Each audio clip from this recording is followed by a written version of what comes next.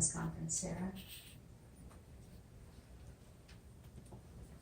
Good afternoon, everyone. I'm Sarah Eagan from the Office of the Child Advocate in Connecticut. First, I want to thank you, Robin, for bringing us all together today with Senator Blumenthal and my fellow advocates and colleagues. This is such an important issue. And some of the themes that I think we've heard from folks today that I know really resonated with me is about leadership and character.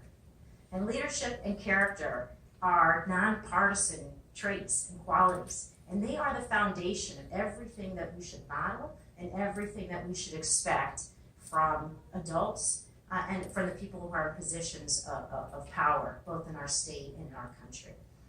I process this whole conversation we're having today, both as a child advocate, a lawyer who advocates for children and for children's civil rights, but also as a parent of 2 young children. I think about my 8-year-old son and how much of the day I spend talking to him about what I expect from him. I said to him the other day, we're walking to camp, and I said to him, look, you're going out there in the world, and I want you to be a leader. Mom wants you to be a leader, and that means I expect you to have gratitude and humility, because that's what leaders have. And I appreciate the message here from my colleagues that it's our job as adults to teach that, to model it, to express it, to remember that words matter, our actions matter. How many times as a parent do we say, your words matter, your words become who you are. They are what we're teaching our youth. I want to echo some other comments today that kids are so vulnerable, and they are kids. I appreciate that. These are kids we're talking about. These are children. They're not mini adults, right? They're not mini 41-year-olds. They're 13-year-olds and 12-year-olds and 17-year-olds trying to figure out how they're going to fit into this world. And we know that kids who are lesbian or gay or questioning or transgender, we know that they're that much more likely than other children to be ridiculed, to be harassed, to be assaulted, to be bullied. Just in Connecticut, we participate in an adolescent risky behavior survey put on nationally and sponsored by the CDC throughout the country.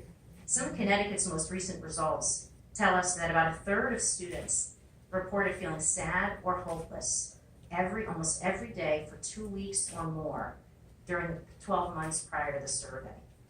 And about half of those students said that they seriously considered attempting suicide during that time period. But 21% of students reported that when they felt sad, empty, hopeless, angry, or anxious, they were not sure who to talk to about that.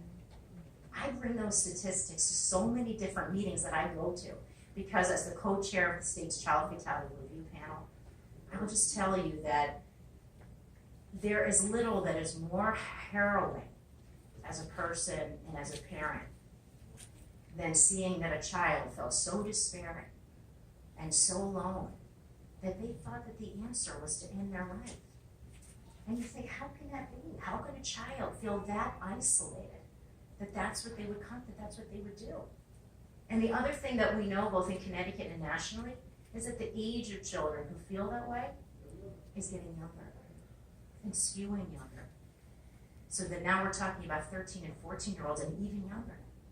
And that tells us that as grown-ups, we have a lot of work to do. And we have to be leaders, all of us.